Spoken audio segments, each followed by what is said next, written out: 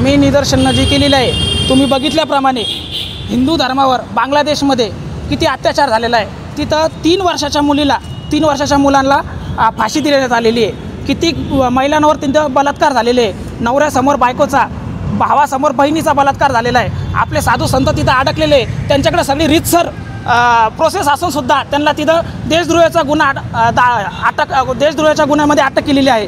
तरी आमची मोदी साहेबाशी या भाजप सरकारशी अशी मागणी आहे की इथून पुढं त्यांच्यासोबत कोणताही आर्थिक व्यवहार करू नये, त्यांची कोणती मदत करू नये, त्यांची कोणती घेऊ नये, त्यांच्यासोबत आपले पूर्ण संबंध तोडावे ही आमची मागणी आहे। तिथं जे हिंदू अडकलेले आहेत त्यांना वाचवण्यासाठी काय करावं? आम्ही मोदी साहेबाशी ह्या तुमच्या माध्यमातून पत्रकार महोदय आम्ही त्यांना सांगू की तिथल्या जे काही कोणी आपले अडकले असतील त्यांना सुखरूप भारतात आणावं ही आमची मागणी आहे।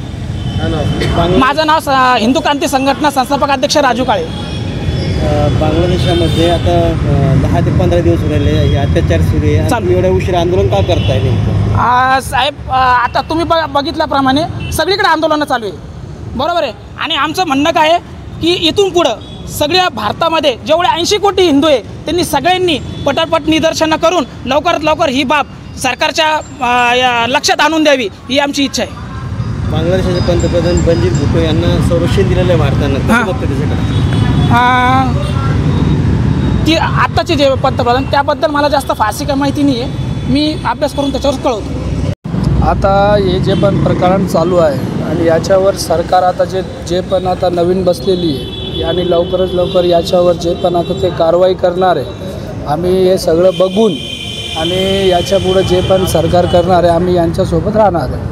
मी जास्ती काही बोलू शकत नाही, आम्ही फक्त एवढं म्हणू शकतो की सरकारला करायला पाहिजे आणि जिथं जिथं पण आता हे पण सगळे सरकारपासून हे चालू आहे प्रकरण आणि जे पण याच्यावर त्याच्यावर टिप्पणी करू लागले हे बंद करून आता जे पण बांगलादेशवर आता जे चालू आहे त्याच्यावर जास्ती फोकस करावं। आम्ही फक्त एवढंच सांगू शकतो, याच्यापुढं आम्ही काय बोलू शकत नाही। जय महाराष्ट्र।